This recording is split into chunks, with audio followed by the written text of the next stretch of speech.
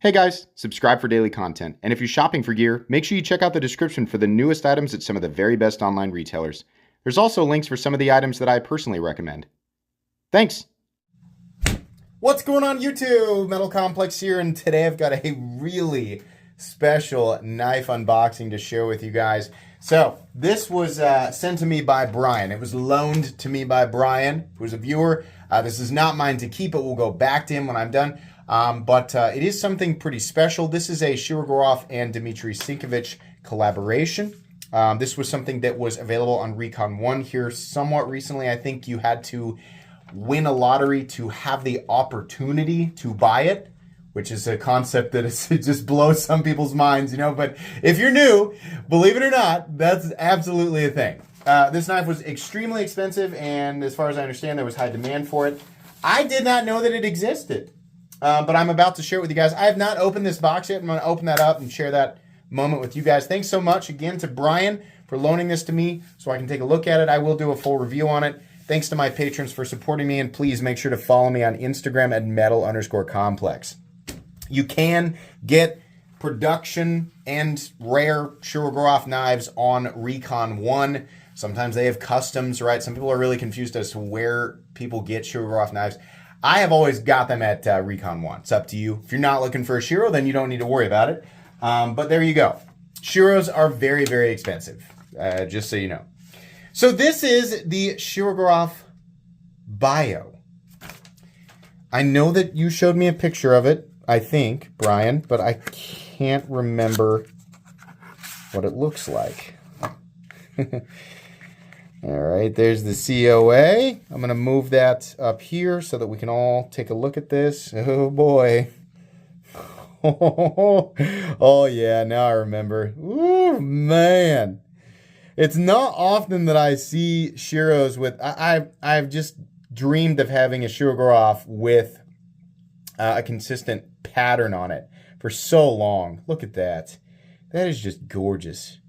It's not even like a consistent line, right? These lines change in terms of how close together they are, right? The curvature and where the curvature sort of comes together, right? This is just amazing. The complexity and the machine work involved with getting this pattern. It's one thing to have a consistent pattern, right? Like diagonal lines or a diamond texture, right? But this is another thing entirely. Beautiful pivots, obviously custom pivots, right?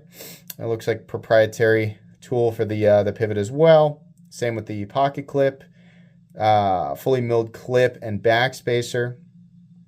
Let's go ahead and get the blade out.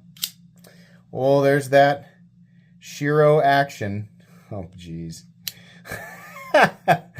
Yeah, man, it's crazy the amount of leverage you can get off of that. A lot of times with knives like this, I just expect the detent to be so light that it doesn't want to flip correctly, but as per usual, we have a different experience because this is a Shirogorov. I don't know exactly what it is that they do, but it's different. We also obviously also have a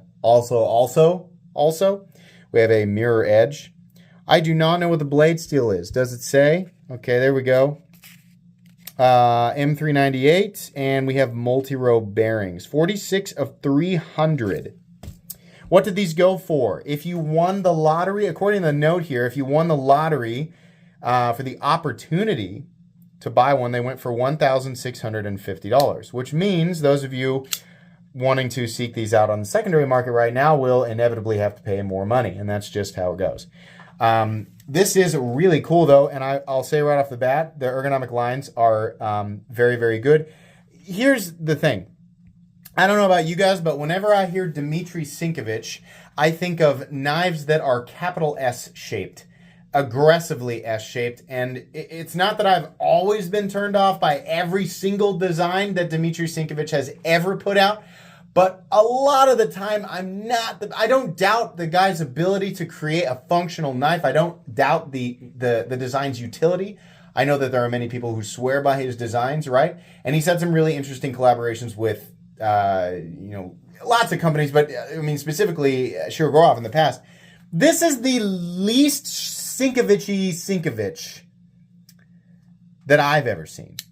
It's a little bit more classic Shiro.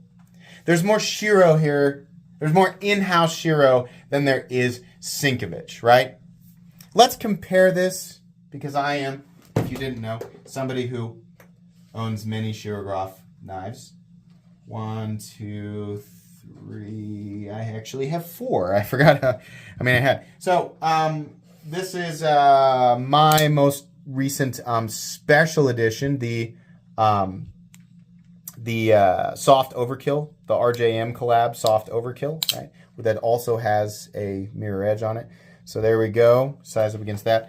Another recent acquisition that was a special edition from. This is actually my most recent. Sorry, this was a special edition from Recon 1.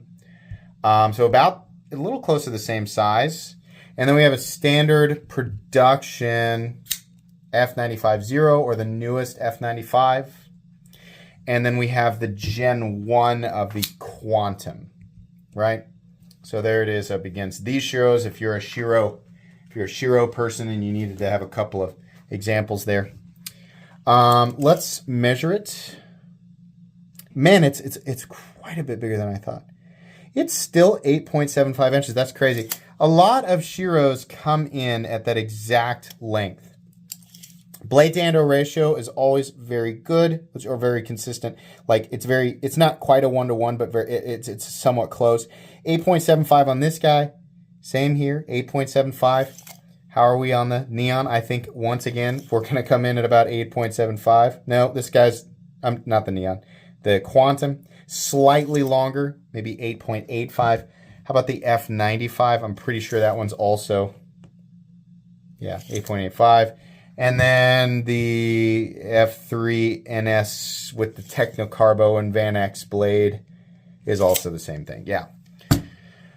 Action's very similar. I just really am envious specifically of the texturing on the titanium. This guy also is probably a bit lighter than a lot of those other models. I kind of want to weigh and compare, just because I know people like this. I've started doing this in unboxings now because people always want to know.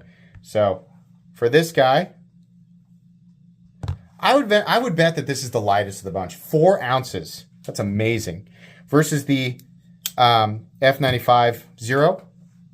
5 ounces, an ounce heavier. Versus the Quantum Gen 1. The Gen 2 is going to be different. 4.66. F3NS, Technocarbo, and Van X. Actually heavier than the Quantum, 4.94. And then finally, the Soft Overkill at 4.76. So this is actually the lightest of the bunch, probably because the profile's a bit more narrow, coming in at somewhere between 3.95 and 4 ounces, depending on the mood of the scale. Okay, this is very nice.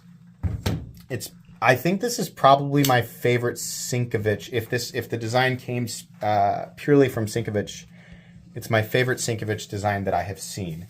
There's a lot to like here. It's very Shirogorov-y as well. I will look this over and save the rest of my thoughts for the comprehensive review. But this is, it's going to be one of those things where it's going to be confined to the secondary market, right? So you kind of have to. It's one of those things that's going to cost substantially more than it originally costed, right? So, anyways, thank you very much to Brian for sharing this with me and everybody else. Please make sure to follow me on Instagram at metal_complex. If you enjoyed this video, leave a like. If you'd like to check out my other content, I do, of course, have lots of videos of knives that are either expensive or inexpensive that I do or don't like, so check those out. And if you enjoy all my content, go ahead and click on that Metal Complex logo right there and subscribe, because there's definitely more coming. Thanks again for watching, everybody, and have a great day.